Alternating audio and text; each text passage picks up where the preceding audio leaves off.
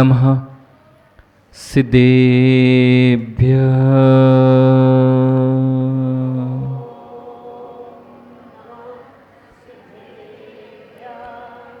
ॐ नमः सिद्धेभ्यः।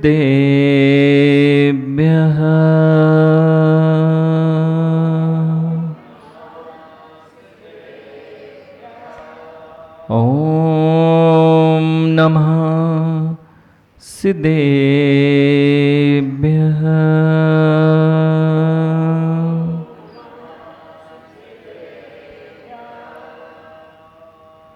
णमिण सर्वसिद्धे जाणतं कविद्येह संसारे। दस दस दो दो यजणे दस दो अणुपेहिणं वोचे। णमो अर्हन्ताणं णमो सिद्धाणं णमो आयरीयाणं णमो अध्यायाणं णमो लोये सवसाहुणम्।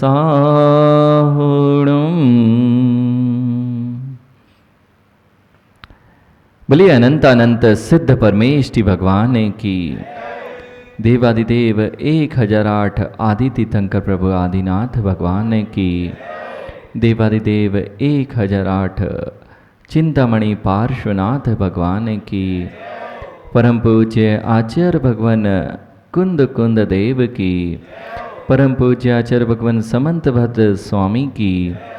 परम पूज्य राष्ट्र गौरव गणाचार्य श्री 108 विराग सागर जी महामुनि राज की।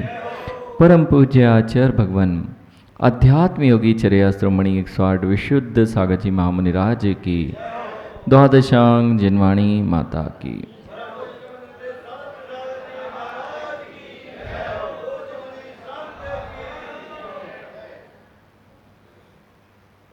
संसार में इस जीव ने यदि पराभावों को प्राप्त किया है तो उसका मूल कारण जीव के अंदर के परभाव है। परभाव ही पराभव करा करते हैं। जब तक परभाव का त्याग नहीं होगा तब तक तुम्हारे भवों का अंत नहीं हो सकता है। जितने भी पराभव को प्राप्त कर रहे हैं वे सब परभावों की देन है। मैं इस भाव से उस भाव जाता हूँ, अनेक अनेक बार अनेक अनेक भवों को प्राप्त करता हूँ, इसी का नाम है पराभव। और वह पराभव होने का मूल कारण जीव के अंतरंग के परभाव। ये परभाव क्या हुआ करते हैं, आज तक मैंने इस पर ध्यान ही नहीं दिया। और पर की अपेक्षा से जो भी मैं कुछ करता हूँ वह सब परभाव। स्वभाव की ओर आज तक मैंने ध्यान नहीं दिया। मैं अपना जीवन पर के लिए ही समर्पित करता रहा और उस पर से अपने अंतरंग में अनेक प्रकार के संकल्प विकल्पों को करता रहा।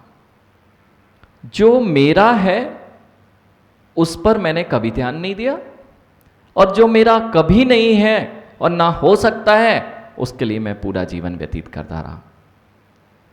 जब भी मेरे अंतरंग में कोई विचार आते हैं वह नियम से किसी पर वस्तु को लिए हुए थे। मैं कोई भी कार्य करता हूं मेरे सामने कोई ना कोई वह पर वस्तु सामने होती है जिससे मेरे संकल्प विकल्प खड़े हो जाते हैं। इसलिए पर वस्तु का जब भी मेरे साथ संयोग होता है वह मेरे लिए अनेक संकल्प विकल्पों को देने वाला होता है। आज आचार्य भगवान आपको बहुत ऊंची दृष्टि प्रदान करने वाले हैं। बेटा, जो यहाँ लिया है हर्षित वो यहीं रह जाना है।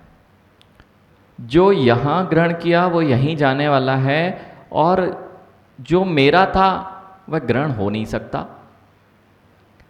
जो मेरा ही है उसे छोड़ा जा नहीं सकता। लेकिन मैं जो यहां ग्रहण करता हूं, यहां छोड़ता हूं, उसे अपना मान बैठता हूं, इसलिए जीवन पर्यंत दुखी रहता हूं। क्यों? जो ग्रहण किया उसे छोड़ना पड़ेगा, जो ग्रहण किया जाएगा उसे छोड़ना पड़ेगा, और जो छोड़ोगे तब समस्या। और नहीं है तुम्हारे पास, जो तुम्हारी वस्तु है उसे कोई हटा सकता है क्या? आपके पास जो वस्तु है उसे कोई, आपकी है, यदि आपकी है तो आपसे अलग नहीं हो सकती, और आपकी नहीं है तो फिर अलग होना नियत है। आपकी जो जो है वह आपसे कभी अलग हो सकता है क्या? तो जो जो आपने वर्तमान पर्याय में प्राप्त किया वह सब आपका है ना?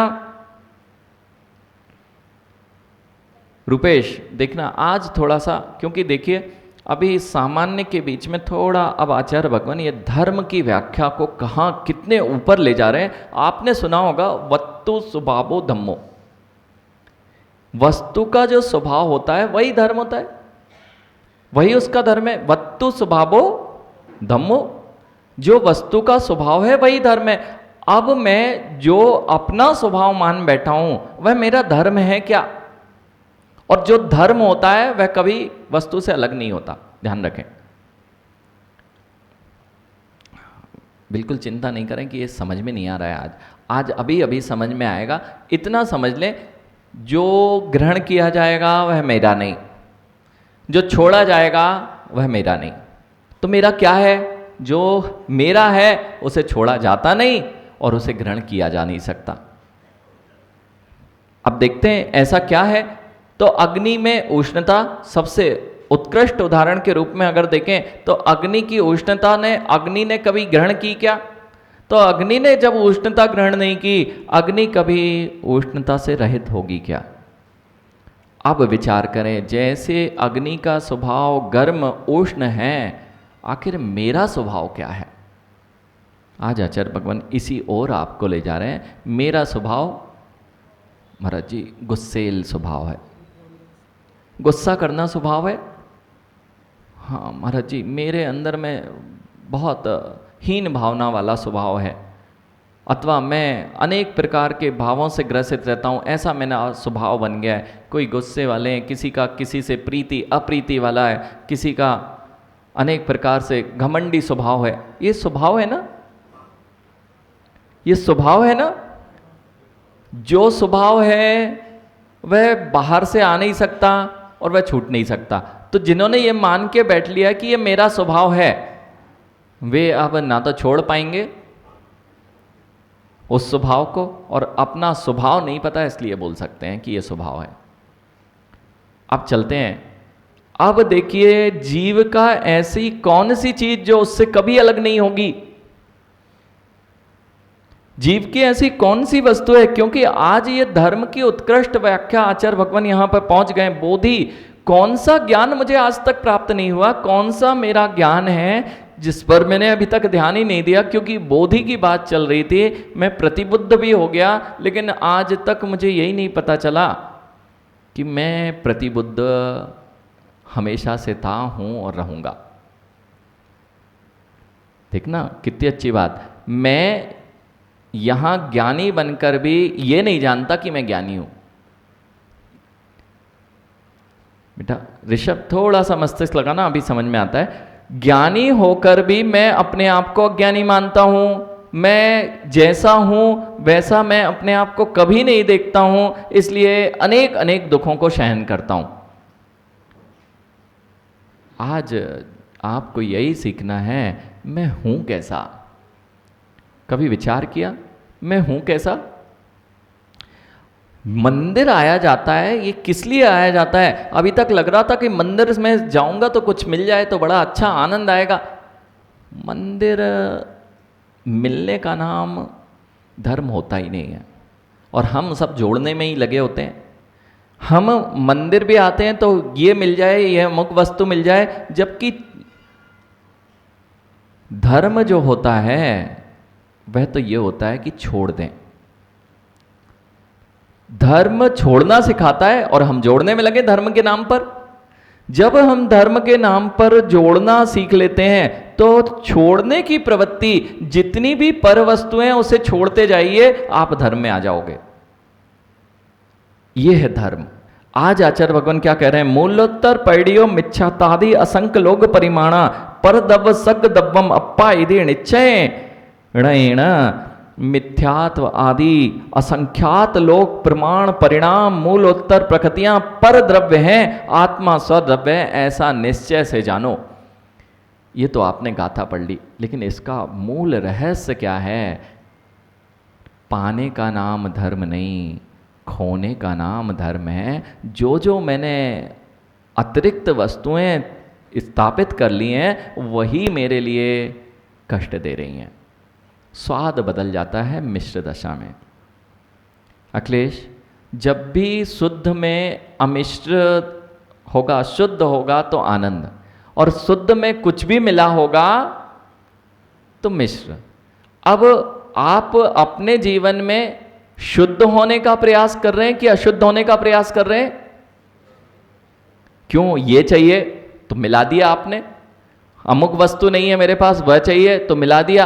अब तुम्हारा जो आनंद है, जिसे कह रहे हैं हम स्वाद है, वह भंग क्यों हो रहा है? जितने मैं अपने चीजों को बाहर से मिलाता जाऊंगा, मेरी शुद्धता अशुद्धता में ही बदलती जाएगी। जैसे अभी तो महाराज जी हम कुछ नहीं मिला रहे, हम तो हमेशा से ऐसे ही हैं। आप कब से ऐसे हैं? हमेशा से ऐसे हैं। जैसे दूध में पानी हमेशा से है, लेकिन दूध में पानी हमेशा से है, लेकिन दूध पानी नहीं है। ये बात, ये देखना, आज थोड़ा सा अध्यात्म क्या होता है ये समझना है। लौकिक जगत के अध्यात्म और जिन दर्शन का अध्यात्म क्या कह रहा है आपसे। दूध में पानी मिले को जो अपना स्वभाव मान बैठे, दूध का स्वाद आता है कि पानी का? दूध का स्वाद होता है कि पानी का? लेकिन दूध में पानी अवश्य होता है। ऐसे ही दूध में पानी कब से है? दूध में पानी कब से? जब से दूध है तब से पानी है। लेकिन दूध और पानी एक है क्या? ऐसे ही मेरा जीव, मैं कब से हूं? अनादिकाल से होने पर भी मैं अपना आज तक जो स्वाद लेता रहा हूं, वह पानी से युक्त लेता रहा हूं, और ऐसा ही मान बैठा कि इसी का नाम दूध है। जबकि दूध जो होता है उसमें पानी कहीं नहीं होता है, और जहां पानी होता है वहां दूध का एक अंश भी नहीं होता है। इसलिए तो मां, पानी मिलाते जाओ दूध में, स्वाद आएगा ना, स्वाद बढ़ेगा ना। और पानी को निकालना प्रारंभ करो, स्वाद बढ़ेगा कि घटेगा? रबड़ी बनती है, रबड़ी बनती है पानी मिलाने से बनती ना? मावा बनता है, खोआ बनता है, पानी मिलाने से बनता है कि खोने से बनता है? पानी को खोते जाइए, स्वाद बढ़ता जाएगा। पानी मिलाओगे, कुछ भी मिलाओगे, स्वाद नहीं बढ़ता। ध्यान रखना। महाराज जी भूरा मिलाते हैं, मीठा मिलाते हैं, तब स्वाद बनता है। माँ, वो भूरे का ही स्वाद होता है, रबड़ी का कहाँ होता है? रबड़ी का स्वाद तो वैसे ही अपने में मधुर होता है। आप मात्र उसमें से जो अशुद्धि पानी की थी उसको हटाते जाइए और अपने मूल तत्व का आनंद लेते जाइए। बस माँ, यही आज आचार्य भगवान कह रहे हैं। मेरे जीवन में मैंने जो अपने में मिश्रण पाने का नाम धर्म बना रहता है, अब दूध में पानी मिलाते जाओ, मिलाते जाओ। धर्म का आनंद क्यों नहीं आ रहा भवरलाल जी? इसलिए ही नहीं आ रहा, दूध में पानी की मात्रा इतनी हो गई कि पानी का स्वाद तो आ रहा है, दूध का मात्र, दूध का स्वाद नहीं माँ, दूध की मात्र धवलता दिखाई दे रही है। पानी में दूध और दूध में पानी। ज्ञानचंद जी, दूध में पानी और पानी में दूध, दोनों एक ही है ना? दूध में पानी और पानी में दूध एक ही है ना? स्वाद एक सा आएगा ना?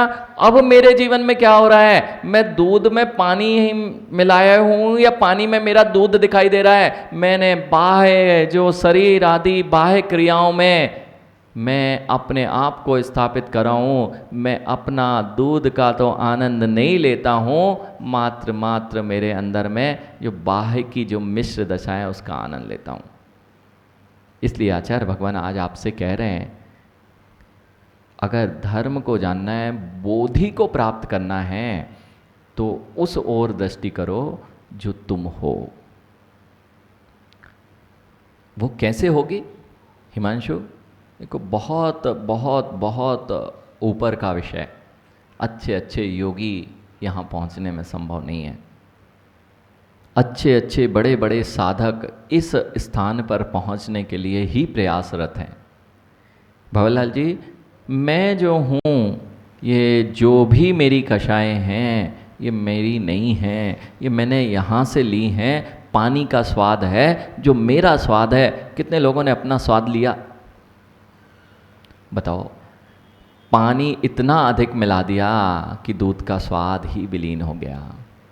मैं जितना संसार में घुलता मिलता जाता हूँ, मेरा दूध में पानी बढ़ता जा रहा है और मैं उसे को ही अपना स्वभाव मान बैठता हूँ, जबकि स्वभाव में तो यह मिश्र दशा होती ही नहीं है। उस अमिश्र दशा, उस परमात्म दशा की बात करें जहाँ पर कोई भी अशुद्धि नहीं होती है, उसी का नाम होता है सिद्ध शुद्ध परमात्मा। सब सिद्ध शुद्ध परमात्मा है, लेकिन परमात्मा दूध दूध ही रहेगा। पानी कितने ही मिलाओ राजकुमार जी, दूध हमेशा दूध रहने वाला है। ऐसे ही दूध दूध है, लेकिन दूध की ऊपर दृष्टि नहीं जा रही है और पानी बढ़ाते जा रहे हैं, पानी निकालने का कोई काम ही नहीं है। यह प्रक्रिया बहुत आसान है। आसान है झांझी जी, आसान प्रक्रिया? ये सबसे कठिन प्रक्रिया को महाराज जी आसान कह रहे हैं। बिल्कुल आसान। माँ, मंदिर क्यों आते हैं? कई बार आपके अंदर में यह प्रश्न आता है कि मंदिर क्यों आए? मंदिर में आने का क्या उद्देश्य है? कुछ मिलना चाहिए इसलिए आए कि अब ये हो जाएगा, मेरा अच्छा काम बन जाएगा, यहाँ पे व्यापार चलने लगा, दुकान अच्छी चलने लगी, बच्चे को पढ़ाई का एडमिशन मिल जाएगा, बच्चे की बुद्धि चलने लगेगी, हमारा रोग दूर हो जाएगा। अरे तुम्हारे अंदर रोग है ही नहीं, दूर क्या करना चाहते हो? ये भावना अभी तक आई क्या? ये भावना आ जाए तो निरोगी काया मिलना लग जाए। अब देखें, मंदिर क्यों आना? लोग कहते हैं मंदिर में क्या मिलता है, बच्चे कहते हैं मंदिर में क्या मिलता है। अरे ये भी तो विचार करो, मंदिर में क्या मिलता है नहीं, मंदिर में हम कितनी अशुद्धि से बच जाते हैं। मंदिर में यदि अगर हम आए हैं, जिन मंदिर में सामने प्रवेश किया है, भगवान के सामने, आप अपने जीवन में कितनी क्रोध मान माया लोभ करते थे, अब भगवान दिख रहे हैं, कम से कम वहाँ तुम चिल्ला तो नहीं रहे हो, पानी तो नहीं मिल रहा है तुम्हारे दूध में, और तुमने मान कषाय वहाँ त्याग के बैठे हो। जिनेंद्र भगवान की ओर दृष्टि है, अशुभ परिणामों का जो पानी तुम्हारे जीवन में मिलता जा रहा था, अशुभ परिणामों की वह अशुद्धि, वह कड़वाहट आपके जीवन में मिलती जा रही थी, वह अशुद्ध परिणाम जब तक आप जिन मंदिर में थे, आप उन परिणामों से दूर हो गए थे। तनाव आ रहा था जो आपको बहुत, मंदिर आए शांत हो गया चित्त, कम से कम उतनी देर आपने क्या किया, अपने जीवन में अशुद्ध को अपने जीवन में नहीं मिलाया। यानी मंदिर आने से क्या होता है माँ, मंदिर का यही कार्य होता है कि एक दिन वह शुद्ध अवस्था जो सामने दिखाई दे रही है, वह मेरी कब होगी, यह शुद्धि की ओर ध्यान जाता है, नहीं तो परभावों में ही जीवन निकल जाता है। इसलिए मंदिर आना पड़ता है। मंदिर अखिलेश, मंदिर इसलिए आना पड़ता है भगवान की पूजा करने। भगवान की पूजा करने ही तो मंदिर आना सीखा था। द्रव्य चढ़ाने से कुछ होता है? द्रव्य चढ़ाने से क्या नहीं होता है? दोनों भाव रखना। अब यहां पर देखें, मंदिर आने से क्या होता है? मंदिर आने से, यानी अखिलेश, बड़ी गाड़ी देखी किसी की? ऋषभ, झांझी जी, बड़ा बंगला देखा किसी का? जैसे ही बड़े बंगले देखते हो, आपके घर से अच्छा हो, हाँ हो सकता है, कोई बड़ी बात नहीं है, बहुत सारों का पुण्य जैसा है उसके हिसाब से। तो पांड्या जी, कोई बड़ी गाड़ी, बड़ा बंगला, या माँ आपके हिसाब से देखें तो नया आभूषण आए हों, नई चीज आई हो, तो तुरंत आकर्षण होता कि नहीं? तुरंत आकर्षण होता है, अरे ये बहुत अच्छी चीज है, इसको लेना है। कुछ अच्छी चीज दिखना चाहिए, फिर आपका मन आकर्षित होता है। रोज जिनालय आने से जिनेंद्र भगवान की ओर तुम्हारे प्रीति के परिणाम होते हैं, और जैसे उस भवन को, उस गाड़ी को लेने के परिणाम होते हैं, ऐसे ही जिनेंद्र भगवान को देखकर कभी ना कभी तो भाव आएगा कि मुझे भी ऐसा बनना है, इनकी जैसे श्रेष्ठता को प्राप्त करना है। यह कारण है मैं शुद्ध मावे का स्वाद कभी नहीं लिया हो और कभी ना देखा हो, वो क्या जाने कि मावे का स्वाद क्या होता है। अभी बहुत सारे लोग कीर्ति नगर में नए नए आ रहे हैं। नए नए कहाँ आ रहे हैं? मंदिर आ रहे हैं। भादों चालू हो गया ना, भादों चालू हो गया तो भादों वाले जैन भी हैं। अब ये मंदिर आ रहे हैं और या गुरु के पास आ रहे हैं। अब इन्हें पता चल रहा है कि मैंने अपना जीवन तो ऐसे ही निकाल दिया, गुरु के पास आनंद है, ये इतना अच्छे से क्यों जी रहे हैं। मैं तो सोच रहा था मैं बहुत अच्छे से जी रहा था, लेकिन जब पता चला कि मेरे से भी कोई बहुत अच्छे से जी रहा है, तो देवसास गुरु की शरण में आए तो पता चला कि अरे ये तो मोहरे से बहुत अच्छे से जी रहे हैं। अभी तक तो मैं दूध में पानी मिले हुए को या पानी में दूध मिले को ही अपना स्वाद मान रहा था, स्वाद चखा ही नहीं था कि अच्छा स्वाद क्या होता है। रुपेश आज कंघी नहीं की थी? अच्छा क्यों की थी? अरे क्यों की थी कंघी? हाँ, अरे अच्छा दिखने के लिए तो कंघी अच्छा दिखने के लिए की थी। तो वही तो जिन धर्म कह रहा है, अच्छे दिखो, दिखने के लिए नहीं, अच्छे होते तो अच्छे ही दिखोगे, अच्छे होगे तो अच्छे दिखोगे। तो कंघी क्यों करना पड़ी? अच्छे दिखने के लिए। और यदि अच्छे ही हो जाओगे तो कब बुरे दिखोगे? कंघी क्यों की? अरे जितने भी सब लोग करके आए ना, क्यों? अच्छा दिखना चाहिए। अरे अच्छे होने का प्रयास करना चाहिए, अपने आप अच्छे दिखने भी लग जाओगे। लेकिन कंघी की थी तो कंघी लेके कंघी की थी कि दर्पण में की थी? हाँ, दर्पण देख के, बिना दर्पण दिए देख के कौन कौन आया आज? कोई आया क्या? एकाध हो जो दर्पण देख के, हाँ जिनके बाल नहीं हो उनकी बात अलग हो सकती है। हाँ, ऐसा ही फेरा और काम बन गया। जगदीश जी आपने भी देखी होगी, दर्पण में देखा, चलो बाल वाले नहीं है तो भी दर्पण तो देखते हैं, हाँ पक्की बात है। क्यों? दर्पण में देखने जाते हो, दर्पण देखने जाते हो ना मनीष? रोज देखते कि नहीं? कितनी बार देखते? महाराज जी जब जब बाहर जाते हैं तब तक एक बार दृष्टि दर्पण पे नहीं पड़े तो मोबाइल पे तो खोल के देख ही लेते हैं कि देखो अच्छे लग रहे हैं कि नहीं है। चांदी जी आजकल, पहले क्या होता था, ये माँ लोगों के पर्स में एक दर्पण रखा होता था, पक्की बात है, वो होता था, हमेशा मिल जाएगा। वो बहुत सारे आते थे ढक्कन वाले, वो मिल जाता था। लेकिन आजकल नहीं मिलता, ये लोग सुधर गए। अब तो महाराज जी पता ही नहीं चलता कि हम देख रहे हैं, उसमें तो लगता था कि हम देख रहे हैं, उसमें तो पता चल जाता था कि दर्पण देख के हम कुछ कर रहे हैं। अब तो पता ही नहीं लगता, मोबाइल देखते देखते पता चला कैमरा अपनी साइड कर लिया, देख लिया हम अच्छे लग रहे हैं या नहीं लग रहे हैं। कितनी बार देखते? माँ कितना ध्यान रखते हो, मेरे चेहरे पर कुछ लगा तो नहीं है, मेरा एक बाल रुपए इधर उधर तो नहीं हो गया, तुरंत देखते हो और तुरंत हाथ देखते ना। तो जब दर्पण देखते हो तो दर्पण को देखते हो, दर्पण को देखते हो, किसको देखते हो? चेहरे को देखते हो, दर्पण नहीं देखते। अच्छा ये बताओ कैलाश जी, दर्पण देखा? दर्पण को देखा कि दर्पण में देखा? दर्पण में देखा। किसको देखा? दर्पण देखा नहीं है, लेकिन दर्पण में जिसे देखा है, क्या दर्पण नहीं देखा? अच्छा ऐसा करना आज रुपेश, दर्पण में देखते हो ना, तो दर्पण की क्या आवश्यकता है? दर्पण में जैसे देखते हो सही देख लेना। दर्पण में किसे देख रहे थे? स्वयं को। तो दर्पण की क्या आवश्यकता है? स्वयं को देखना है, स्वयं को देख लेना। नहीं दिखेगा? नहीं दिखेगा तो फिर क्यों आवश्यकता पड़ी? तो फिर देख किसको रहे थे? देख किसको रहे थे? दर्पण को। और कह रहे थे किसको देख रहा हूं? देख का दृष्टि किस पे थी? दर्पण पे। और दर्पण पर देखते देखते भी, दर्पण को देखते देखते भी दिख कौन रहा था? मां समझ में आ रही? अच्छा, कितने लोग दर्पण देख के आए? कितने लोग दर्पण में देख के आए? दर्पण में नहीं देखा, बड़े समझदार है, दर्पण में नहीं देखा इन लोगों ने।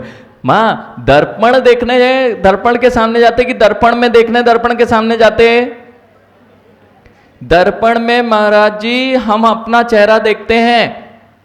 और ज्ञानी यदि अखिलेश दर्पण में चेहरा देखा और किसी ने रात्रि में आपके साथ कुछ हंसी मजाक कर दी और कालिक लगा दी, हाँ ये बच्चे हर्षित जैसे चंचली बच्चे हो सकते हैं, कर सकते हैं, वो मूछें बना देते थे बच्चों की, ऐसा बना दिया और आपने देखा क्या? दर्पण। दर्पण देखा। अब दर्पण देख लिया, देखने के लिए गए थे ना मात्र, दर्पण में देखने के लिए गए थे, तो दर्पण में देखने के लिए गए थे, अब दिख गया ही कालिक, तो क्या करोगे? क्यों देख रहे थे दर्पण? दर्पण क्यों देख रहे थे? खुद का चेहरा दिख जाए इसलिए दर्पण देख रहे थे। उसके साथ कुछ और भी दिख रहा था तो कह रहे थे ये मेरा नहीं है, इसको हटाओ, ये मेरे चेहरे पे अच्छा नहीं लग रहा है, इसको हटाओ। बस मां समझना समझना, ये दर्पण से समझना। कितने लोग दर्पण देख के आए?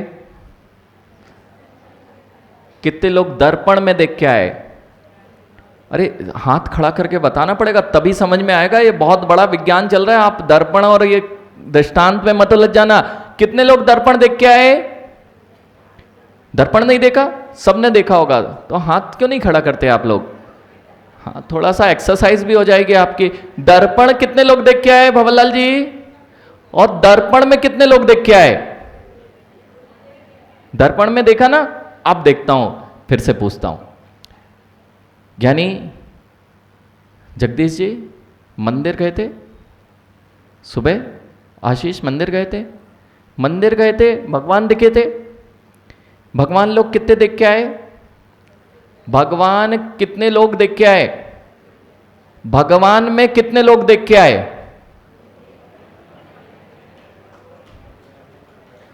भगवान देख के आए कि भगवान में भी देख के आए?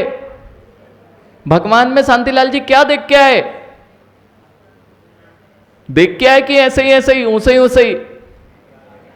मां भगवान जो जिनेंद्र भगवान है, ये दर्पण है। जिनेंद्र भगवान को देखने जाना पड़ता है जैसे दर्पण में जाना पड़ता है। जिनेंद्र भगवान को देखने के लिए नहीं जाना पड़ता है, जिनेंद्र भगवान में अपने बिंब को देखने के लिए जिनेंद्र भगवान के पास जाना पड़ता है। बेटा रूपेश दर्पण देखने गए थे, तो दर्पण देखने गए थे, देख किसको रहे थे? ऐसे ही मां ये जिनेंद्र भगवान के पास आया जाता है तो देखा किसको जाना चाहिए था? ये मंदिर क्यों आते हैं? जितनी बार दर्पण देखते हैं उतनी बार यही भाव रहता है कि कालिक ना हो। ऐसे ही मां जितनी बार जिनेंद्र भगवान के दर्शन करने आते हैं तब देखना भगवान को नहीं पड़ता, नहीं तो भगवान में ही खोट निकालते रहेंगे। हाँ आईना ऐसा है, आईना वैसा है। अरे ज्ञानी आईने में अपना चेहरा देखना प्रारंभ कर दो, तब जाके तुम्हारा काम बनेगा। मां दर्पण देख के आए कितने लोग? दर्पण में कितने लोग देख के आए? वो इधर लगा हुआ है जो काले कलर का दर्पण, नीचे भी काला ऊपर भी काला, काला दर्पण देख के आए? झांझरी जी दर्पण देख के आए कि दर्पण में देखा था? वो वाले की बात नहीं कर रहे? अच्छा बहुत अच्छा। अब देखो अभी कभी सोचा ही नहीं कि दर्पण में देखना है, भगवान में भगवान आत्मा देखना है, भगवान को नहीं देखना है, मेरा बिंब देखना है कि वह कैसा है, कितनी कालिक लगी हुई है, यह कालिक दिखी क्या? और कालिक लगी हो तो भगवान पहुंच देंगे ना। अरे दर्पण साफ करेगा ना कालिक लगी है तो। अखिलेश चेहरे पे यदि कालिक लग गई तो क्या होगा? भगवान की जिम्मेदारी अक्षय, वह दर्पण की जिम्मेदारी कि वह कालिक को पहुंच दे, जिम्मेदारी उसकी है ना। अच्छा ये बताओ, दर्पण नहीं हो तो भी कालिक दिख जाएगी ना। चेहरे पर कालिक लगी है और दर्पण नहीं है, दिखेगी क्या? ऐसे ही मेरे साथ में जो 148 कर्मों की कालिमा पड़ी है, जब तक जिनेंद्र भगवान जैसा शुद्ध दर्पण नहीं होगा, मुझे 148 कर्मों की कालिमा दिखाई देती नहीं है। और जब तक ये कालिमा दिखेगी नहीं, भगवान तुम्हारी कालिमा को साफ करेंगे नहीं, दर्पण तुम्हारे कालिक को साफ करेगा नहीं। लेकिन आप इतने समझदार हो, रोज दर्पण तो देखते हो, लेकिन आज तक दर्पण में नहीं देखा। देखा किसी ने दर्पण में? भगवान में किसी ने अपना बिंब देखा? और भगवान में जैसे ही शुद्ध दर्पण में अपना चेहरा देखोगे, सारी कालिमा दिखने लगेगी। आप लोग आते तो हो, भगवान के दर्शन करके चले जाते हो, लेकिन कभी भी अपने जिन बिंबों में निज बिंब को कभी नहीं निहारते, इसलिए तुम्हारी कभी भी पता ही नहीं लगता कि हमारे अंदर कालिक चढ़ती जा रही है। कालिक चढ़ती जा रही है। पता चला अपने को नहीं देखा और दूसरे को देखा। मनीष, अपने को नहीं देखा और दूसरे को देखा तो चिड़िया देखी? चिड़िया को आईने पे देखा कभी? अरे चिड़िया कभी दर्पण पे बैठी देखी? वो क्या करती है? वो क्यों मारती है?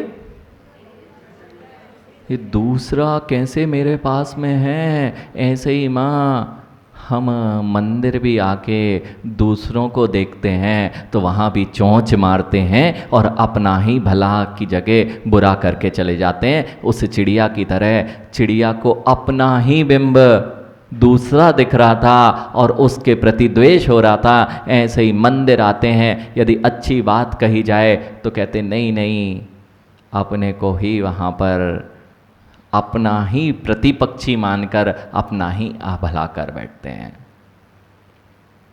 माँ चिड़िया देखी ना, जब जब दूसरा नजर आएगा ना, तब तक तुम्हें उसके प्रति द्वेष राग की भावनाएं दिखाई देंगी। ऐसे जैसे राग की भावनाएं आपको अपने चेहरे पर दिखाई देती हैं, ऐसे ही उस चिड़िया को उसमें द्वेष की भावनाएं दिखाई देती हैं। लेकिन दर्पण के पास पहुंच गए, पता भी चल गया कि कालिमा लगी है। दर्पण का कितना काम होता है? दर्पण का काम इतना ही था कि वह दिखा दे। लेकिन महाराज जी, हम दर्पण तो देखते आए, लेकिन आज तक दर्पण में नहीं देख पाए। मंदिर कितने सालों से आ रहे हैं, लेकिन कालिमा का कालिमा चेहरे पर और अंतरंग में लगी हुई है। शुद्ध दर्पण में देख लेते। हाँ, कई बार ये भी हो जाता है गड़बड़, ध्यान दीजिए, कि दर्पण ही गड़बड़ हो, दर्पण ही गड़बड़ हो तो चेहरा बहुत अच्छा दिखता है ना। आज करना माँ, दर्पण में तेल लगा देना। हाँ, कई बार होता है हाथ तेल की लग जाए तो अच्छा चेहरा दिखता है ना। शांतिलाल जी, दर्पण में यदि थोड़ी सी चिकनाहट लगी हो तो चेहरा अच्छा दिखेगा ना। बस माँ, उसी दर्पण के पास जाना जिसमें पूर्ण शुद्धता है, जिसमें राग और द्वेष का अभाव है, वही दर्पण तुम्हें तुम्हारा चेहरा सही दिखा पाएगा। नहीं तो राग देश की कालिमा से युक्त, वह चिकनाई से युक्त दर्पण के पास जाके तुम अपना चेहरा देखोगे, पता चला कभी भी अपने से पहचान नहीं कर पाए, अपनी बात को पता ही नहीं चल पाया मेरी शुद्धता क्या है। इसलिए शुद्ध दर्पण जिसे कहते हैं ना, क्रिस्टल क्लियर, उसमें थोड़ा भी दाग होगा नहीं चलेगा। जानजी जी, थोड़ा भी दाग अगर एक लगा हो और आप चेहरा देख रहे हो तो चलेगा? ये जयपुर नगरिया है, जयपुर नगर में मूर्ति बनती है और मूर्ति में हर मूर्तिकार मूर्ति नहीं बनाता। क्यों नहीं बनाता? ये बड़े जैनी के यहाँ की मूर्ति दाग धब्बे वाली नहीं चल सकती। जरा सी आंख नाक नीची हुई तो ये अभी हाल। और कहीं की भी मूर्ति और दूसरी कई मूर्तियां बनती हैं, अनेक अनेक मूर्तियां बनती हैं, वहां पे कुछ गड़बड़ भी हो जाए तो चलेगा काम। क्यों? अरे ऊपर से और चढ़ाना है, रंग रेप करना है, अच्छे से उसमें वस्त्र पहनाना है, ऐसी मूर्ति बनेगी। लेकिन दिगंबर मुद्रा बनेगी तो बड़ा संभल के हर कर्मचारी, हर शिल्पकार उसको बना नहीं पाता। क्यों? पता चला झांझी ने बनवाई, झांझी जी ने बनवाई 25-31 फीट की प्रतिमा, लेकिन एक छेनी गलत पड़ गई। यानी एक छेनी 31 फीट की प्रतिमा बनवाई और एक छेनी गलत पड़ गई। झांझी जी आप ले लोगे? एक छेनी गलत पड़ी है ना, 31 फीट की प्रतिमा है, कितनी कीमती है। यानी बस ऐसे ही जैसे मात्र दिगंबर जिन मुद्रा में एक छेनी यदि दूसरी जगह होता ना, तो छोटी सी भी प्रतिमा है ना, कई छेनियां गलत पड़ जाएं कोई फर्क ही नहीं पड़ता। आगे रंग लेप करेंगे, ऊपर से लेपा पोती करेंगे और वह बन जाएगी और वह स्थापित हो जाएगी। जब जिन बिंब की स्थापना में एक छेनी गलत हो जाए तो वह जिन बिंब स्थापित नहीं हो सकता। फिर भगवान बनने की जो प्रक्रिया है उसमें यदि राग द्वेष की एक भी छेनी उसको गलत लग गई है तो वह भगवान नहीं हो सकता। जिन बिंब नहीं हो सकता मां, तो अंतरंग के कषायक परिणामों की छेनियों से युक्त जितने जीव हैं वे जीव कभी भगवत्ता की पदवी को प्राप्त नहीं कर सकते। बात समझ में आ रही है? दर्पण मलिन नहीं होना चाहिए, अर्थात दर्पण में ही दाग धब्बे दिख रहे हैं, 148 में से एक भी दाग धब्बा दिख रहा हो, 4 घातिया कर्मों का दाग धब्बा वहां पर दिखाई दे रहा हो, 4 घातिया कर्मों का दाग धब्बा दिखाई दे रहा हो, आप अपना स्वरूप, अपना चेहरा देख पाओगे क्या? पता चला एक दिन ऐसे ही हुआ। झांझी जी बात ये हुई कि आचार्य श्री के ग्रस्त जब दीक्षा हुई थी और बहुत अंतराय आते थे, पंतजन जी बहुत अंतराय आचार्य श्री को आते थे। प्रारंभिक दशा में कर्म जो होते हैं, क्योंकि हमने कभी अंतराय किए नहीं तो पता नहीं रहता, लेकिन जैसे ही दीक्षा होती है तो कर्मों की उदीर्णा होती है और असाता कर्म अल्प में अपना फल देकर निकल जाते हैं। तो बहुत अंतराय आते थे, 10-10 दिन 9-9 दिन अंतराय। तो एक दिन यही हुआ, आचार्य भगवान विराग सागर जी स्वयं आहार कराने के लिए जाया करते थे। महाराज जी अपने शिष्य को कि बहुत अंतराय, 4-4 5-5 लगातार अंतराय आते, तो आचार्य श्री जाते। अब आचार्य श्री भी जाएं फिर भी अंतराय आ जाए, तो जो सज्जन अखिलेश जैसे आप लोग हमारे साथ में रोज आहार की प्रक्रिया में जाते हैं, ऐसे आचार्य भगवान के साथ भी जो लोग कि आज तो कुछ भी हो जाए, शक्ति आप लोग बरतते हैं, ऐसे ही उनने भी शक्ति बरती और कहा कि जब सबने देख लिया कुछ नहीं हो रहा तो बड़ा लेंस लेके आ गए। हाँ, हर चीज लेंस से देखकर ही जाएगी। कोई भी सामग्री मेरे देखे बिना, लेंस के देखे बिना हाथ में नहीं जाएगी। बहुत बढ़िया, अब तो अच्छा कॉन्फिडेंस आ गया कि आज तो कैसे ही अंतराय नहीं होने देंगे। और जैसे ही सामग्री देखी और उसमें बाल दिखा, उन्होंने अलग कर दिया। दूसरी सामग्री देखी, फिर बाल दिखा, उन्होंने वो भी अलग कर दी। जितनी सामग्री देखे सब में बाल दिखा और सब अलग। चलाएं क्या? वे बोले कुछ है ही नहीं, सब में बाल दिख रहा है, मैं क्या चलाऊं? जो ज्ञानी था वो देखा, ऋषभ दिखाओ दिखाओ, मैं भी देखता हूँ। जैसे ही देखा बाल दिखा और वह बाल सामग्री में नहीं था, वह तो लेंस में चिपका हुआ था। ऐसे ही ज्ञानी जो दूषित वीतरागता से रहित मलिन राग द्वेष से सहित जो भी देव शास्त्र गुरु होंगे, वे स्वयं मलिन होंगे तो तुम्हें भी तुम्हारी मलिनता ही दिखाई देगी, स्वस्थता तो कभी दिखाई दे ही नहीं पाएगी। समझ में आ रही है बात? दर्पण की शुद्धता बहुत आवश्यक है। दर्पण की शुद्धता तो है आपके पास, मिल गया अच्छा दर्पण, लेकिन फिर भी दर्पण देखते रहते हो, कब तक काम चलाओगे? आज से दर्पण नहीं देखना माँ, आज से दर्पण में देखना, और कालिक लगी हो तो लगी रहने देना। अखिलेश, हाँ देखते हैं महाराज जी, हम रोज देखते हैं दर्पण, लेकिन काले काले पहुंचने का काम नहीं है। अच्छी बात है ना? हर्षित रोज देखना, और जितना चेहरा हो उसको धोना नहीं। धूल लग गई कोई बात नहीं, अगर कोई कालिक लग गई कोई बात नहीं, आंखों का काजल फैल गया कोई बात नहीं, बहुत सारी चीज़ें होती हैं, आंसू आ रहे कोई बात नहीं, वहीं पे मिट्टी चिपक गई है कोई बात नहीं, ये तो स्वाभाविक प्रक्रिया है। मिट्टी लगना, काजल फैलना, कालिक लगना, सत्य ना? अरे सही तो है, चेहरे पे तो लगेगी। ऐसे ही माँ, जब हम भगवान के पास आते हैं, हमेशा भगवान को देखते हैं, भगवान में नहीं देखते हैं, तो ये तो क्रोध करना, मान गाना, मायाचारी करना, लोभ कषाय करना, किसी के प्रति प्रीति के भाव होना, किसी के प्रति ग्लानि के भाव होना, ये तो सामान्य प्रक्रिया, ऐसे थोड़ी ना छुटाना चाहिए। ये तो हमारे चेहरे की शोभा है। क्यों? दर्पण देखा, दर्पण में आज तक नहीं देखा, और दर्पण में देख भी लिया कि मैं कितना कालिमा से युक्त हूं, कालिमा साफ नहीं की तो दर्पण क्या करेगा? भगवान क्या करेंगे? देवशास्त्र गुरु क्या करेंगे? मैंने कहा था ना, समझ में आ जाएगी बात आपको।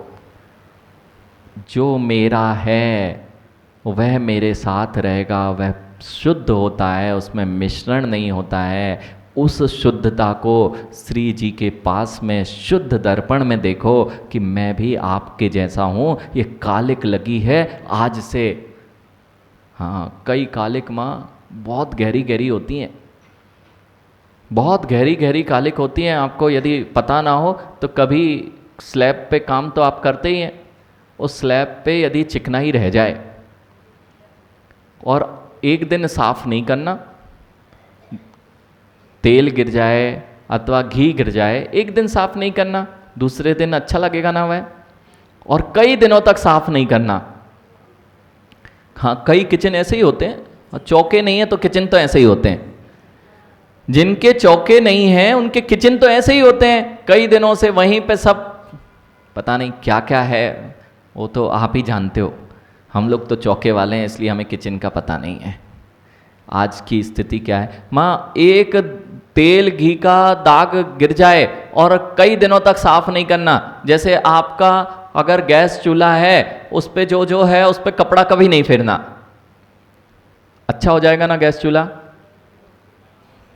कुछ दिनों बाद क्या करना पड़ेगा?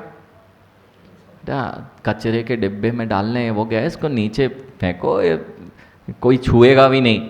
यानी सत्य माँ, आप लोग रोज सफाई करते, ये बाजार वाले तो सब रोज सफाई करते ना, फिर भी तो कितने शौक से जाके वहाँ खाते हैं। अपने घर में एक दिन अगर सफाई ना करें तो क्या क्या चिपक जाता है, कितने जीव चिपक जाते हैं। और जितने देखो, मैं एक बीच में एक विषय आ गया राजकुमार जी, हम लोग अभी टोंक के यहाँ से बिहार कर रहे थे और वहाँ पे हमने अच्छी रिफाइंड ऑयल की फैक्ट्रियाँ देखी। वहीं रुकना हुआ, एक फैक्ट्री में ही रुकना हुआ, वहाँ पे स्थान था। और वहाँ घानी का तेल, और जहाँ से जो बड़े बड़े ब्रांडेड हैं वहीं से सप्लाई होते हैं आपके टोंक से, बड़े बड़े टैंकर जाते हैं। और टैंकर आपने देखे ही हैं, नहीं देखे? टैंकर तो देखे होंगे, भले ही फैक्ट्रियाँ नहीं देखी। यानी कितना सुंदर होता है टैंकर तेल का, है ना? वो अगर उसे देखो तो ग्लानि आती है, और खाने में तो बिल्कुल ही नहीं आती अपन को। अब देखो, मैं तो सही बता रहा हूँ, जब वो देखा, वो तेल का जगह स्थान देखी माँ, एक दिन तेल का स्लैब साफ ना हो तो कभी फैक्ट्रियों में वह मशीनें बंद नहीं होती हैं, उसमें लगातार चलती हैं, और लगातार लाइटें जलती हैं, लगातार लाखों करोड़ों जीव, और वह नाली में से तेल निकलता है और नाली में से बह के आता है। नालियाँ बनी हुई हैं, बिल्कुल नीचे नाली बनी हुई है, कोई सफाई नहीं, उस पर मोटी मोटी, जैसे एक स्लैब पे साफ नहीं किया, रगड़ते रहो, साल भर में करते हैं कुछ लोग दिवाली पे, और कितने अच्छे, कितनी देर लगता है, रगड़ते रहो तो भी वह साफ नहीं होता। ऐसे ही माँ वे जो तेलों की, जो रिफाइंड ऑयल की फैक्ट्रियाँ लगी हैं, एक जगह तो ऐसा बोला हिमांशु, वो उसी फैक्ट्री में साथ में जो मेरे था, कहते हैं हमारी भी यही है, ये वो जो रिफाइंड ऑयल के जो कपड़े लगे हुए हैं उस पर हजारों ऐसा धूल मिट्टी सब वहीं पैरों से चल रहे हैं। देखो मैं कुछ नहीं बता रहा कि आप लोग अभक्ष मत छोड़ो, बाजार का नहीं छोड़ो, मैं तो आपको बता रहा आप क्या क्या करते हो, खाते क्या क्या हो। हाँ, पता नहीं होगा तो बड़े अच्छे शौक से खाते हैं, हम तो 3 स्टार में 5 स्टार में खा रहे हैं, इतना सुंदर भोजन है ना महाराज जी, आपने तो कभी चखा ही नहीं होगा। आप बता देते हो, महाराज जी कह रहे हैं आप बता देते हो, गड़बड़ कर देते हो, हम लोग अच्छे से नहीं कर पाते फिर काम। हाँ, यही हो रहा है हमारे साथ में। ज्ञानी उस जगह को देख के आए और वह साथ में जो चल रहा था वो कह रहा था महाराज जी हमारे यहाँ भी यही काम होता है, और बड़े बड़े टैंकरों में पहले वो नालियों से इकट्ठा होता है बूंद बूंद बूंद बूंद करके, और वहाँ पे मिट्टी और उसी पे चप्पल से जा रहे हैं, उसी नाली के ऊपर से चप्पल रख के फिर फिल्टर हो जाता है। फिल्टर होना चाहिए, बाकी तो सब काम ठीक ही है। फिल्टर हो गया, फिल्टर हो गया ज्ञानी, और ऊपर जाके टैंकरों में भर गया। अब टैंकर में वो 25,000 लीटर का एक टैंकर, 25,000 लीटर एक में। और एक बार वह व्यक्ति बोलता है महाराज जी एक बार उसमें चूहा गिर गया। महाराज जी करते क्या हम, 25,000 लीटर फेंकेंगे क्या? क्या किया, तेल को फेंक दिया ना, और फिर अच्छे ब्रांडेड कंपनी का स्टिकर लगा और आपके घरों में आ गया, लीजिए शुद्ध रिफाइंड, डबल रिफाइंड ऑयल, अब लीजिए। हाँ, हम आंखें बंद करके कुछ भी करते हैं। माँ कभी बाथरूम में बैठ के भोजन किया? नहीं किया? आज करके देखना। नहीं किया? यानी जो ये ठेलों पे खड़े होके खाते हो, वो बाजू में नाली बहती है, उसके नीचे नाली बहती है, और कहते हो कि हम नहीं करते। कितनी बार किया? ठेलों पे खड़े हैं, बाहर खड़े हुए हैं, उसमें जो अशुद्धि के वहां जहां लगते हैं ठेले, वहां तो बिल्कुल आपके अकेले घर का नहीं होता, बस बाकी पूरे नगर का होता है उसमें नीचे। जावरिया जी, सत्य ना? ये सब हम लोग स्मार्ट लोग, महाराज जी घर का भोजन कहाँ पसंद आता है? जो ऑयल माँ एक बार प्रयोग करते हो, ऑयल कितनी बार प्रयोग करते घर में? 2 बार 3 बार, वही ऑयल से फिर से पुड़ी निकाल दी, वही ऑयल से फिर से 2-3 बार कर लेते ना। घी दड़ियल जिसे कहते, दड़ियल, दड़ियल नहीं जानते? तड़ेल, जो एक बार प्रयोग हो गया उसके बाद फिर से उसमें बनाओगे तो स्वाद आएगा ना? नहीं आता ना। लेकिन बाजार में तो बड़ा अच्छा स्वाद आता है आपको, क्योंकि वह कभी हटता ही नहीं है, उसमें ही तेल मिलता जाता है, मिलता जाता है, मिलता जाता है, और वह स्वास्थ्य के लिए इतना, एक बार प्रयोग किया गया तेल पुनः यदि प्रयोग किया जाता है वह जहर के तुल्य होता है। और जितनी सामग्री बाजार की ली जाती है उसमें कोई भी तेल को अलग नहीं किया जाता है, उसी में वही तेल मिलाया जाता है। इसलिए जिन दर्शन में जो हम भोज सामग्री भक्ष अभक्ष का विवेक रखते थे, बाहर नहीं खाते थे, आज बाथरूम में खा के देखना तो क्या स्वाद आता है। इतने स्थानों पर, गंदे स्थानों पर खाते हैं। नहीं महाराज जी, हम लोग ठेले पे नहीं खाते, हम लोग तो कार में ऑर्डर देते हैं और कार में बुलवा लेते हैं। माँ अब सब चीज़ें आपकी बता रहे हैं, तो हम लोग क्या करते हैं, घर पे बुलवा लेते हैं। और घर पे वो माँ, आप लोग तो बिना स्नान किए अब सब चलता है। अब तो महाराज जी स्नान करने से क्या फ़र्क पड़ता है, अपन 2 नंबर से आए, उसके बाद भोजन बना लो, खा लो। ऐसा तो जो आपके घरों में सप्लाई करने आते हैं वे तो सब स्नान करके आते हैं ना। और जिस जगह से बुलवा रहे हैं हिमांशु, ये सब अच्छे पैक, ऊपर ऊपर से पैक, उसके यहाँ तेल कौन सा आ रहा है, उसके यहाँ सब्जी कौन सी आ रही है, वह तो छोड़ ही दो। यानी अब तो इतना भी विवेक नहीं, ऐसे स्थानों से बुलाते हैं जिसने अभी अभी मांस का पिंड उठा के दूसरे को दिया था और आपके घर में वही हाथ से लाया और तुम्हें दे दिया। हमें तो बाहर से अच्छा लगना चाहिए, हमें क्या फर्क पड़ता है। अब भादों आ गई है, आप विचार कर लो कि भादों ही भादों में छोड़ने का धर्म है कि हम कर क्या रहे हैं। वो कितने श्रेष्ठ थे, नाली पे खड़े होके नहीं खाते थे, चौका होता था, द्रव्य की शुद्धि अर्थात वस्तु शुद्ध होती थी, क्षेत्र की शुद्धि अर्थात उस प्रांगण में चप्पल पहनकर भी कोई चौके की सोले की चप्पलें पहन के भी नहीं आता था। नहीं तो आपके यहाँ तो आजकल सोले की चप्पलें भी हो गई हैं। आप तो किचन में सोले की चप्पल, बहुत बढ़िया माँ, तो कल से सोले की चप्पल में परोस लिया करो। सोले की चप्पल है ना, तो थाली की जगह, वो सोले की चप्पल है तो थाली की जगह ऊपर डाइनिंग टेबल पे रखी सोले की है ना, तो खाई जा सकती है। बुद्धि देखो, इनके तर्क देखो, सोले की है महाराज जी, बाहर नहीं जाती, तो बाहर नहीं जाती तो उसी में वो एक आध अच्छी आजकल कटोरियां नई नई डिजाइन की आ रही हैं, तो उसकी जगह एक आध चप्पल ही वहां पे कुछ नया। मतलब आप क्या कर रहे हैं, ये आपको द्रव्य क्षेत्र की शुद्धि, वहां पर ऐसे स्थान नहीं होते, तो अब तो अटैच का मामला है, वहीं जाते हैं, वहीं खाने की खुशबू आती है और खाने वाले स्थान पर जाने की खुशबू आती है। क्षेत्र की शुद्धि, इसका नाम द्रव्य क्षेत्र काल।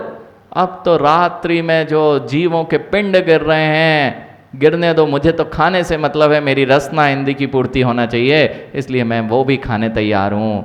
और भावों की दशा, महाराज जी हमारे किचन में जब तक टीवी ना चले, सामने टीवी ना देखें और उसमें बलात्कार और हिंसा के और सास बहू की लड़ाई नहीं आए, तब तक तो हमारा भोजन पचता ही नहीं है।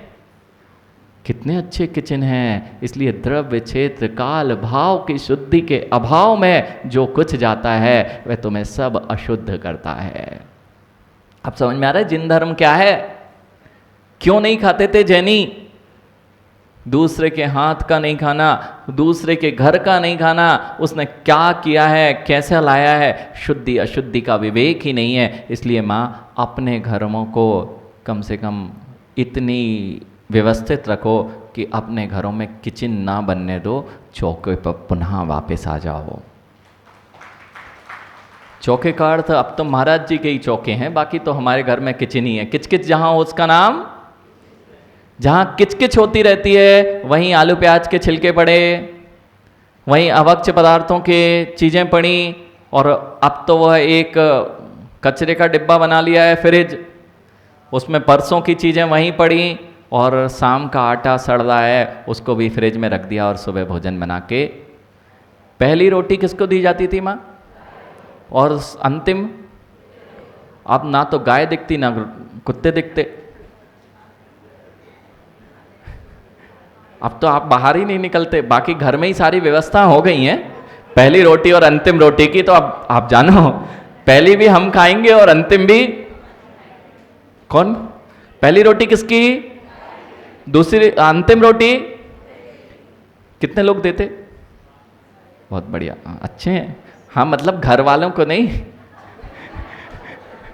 हम आप नहीं तो पता चला जान लीजिए आपके थाली में आ गए हो, कहते हम तो देते रोज। अब तो दिखाई नहीं था, गाय भी नहीं दिखाई दे रही।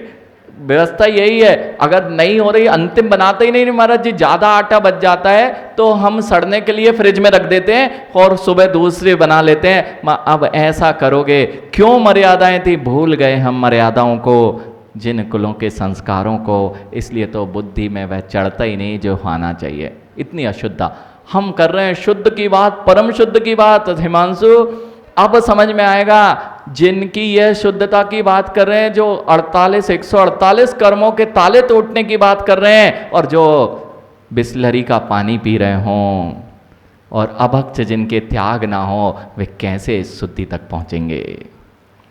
इसलिए ज्ञानी द्रव्यान योग की शुद्ध उपयोग की चर्चा निर्ग्रंथ दिगंबर योगी ही कर पाते हैं, उन्हीं के मुख से शोभा देती है। अन्यत्र खाते पीते सब मिल रहे हो और कह रहे हो कि हम शुद्ध की बात कर रहे हैं। यानी शुद्ध क्या होता है? जब तक तुम्हारे जीवन में भोजन, आहार, पानी, रहन सहन की शुद्धता ही नहीं हो पाएगी, तो ये भावों की शुद्धता कैसे प्राप्त हो सकेगी?